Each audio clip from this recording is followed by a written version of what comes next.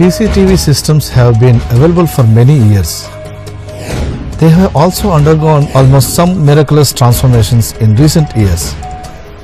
What used to be very expensive, cumbersome, and hard to configure, systems are now easy to install, easy to configure, and easy to maintain. They provide much more versatility and usefulness than just a few years ago.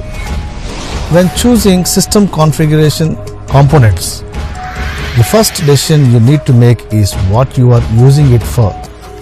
The primary uses of CCTV systems are for surveillance, traffic control, theft, shoplifting, employee theft, or robbery deterrence and identification. Contact us for any lingering doubts while installing a CCTV system. Thank you.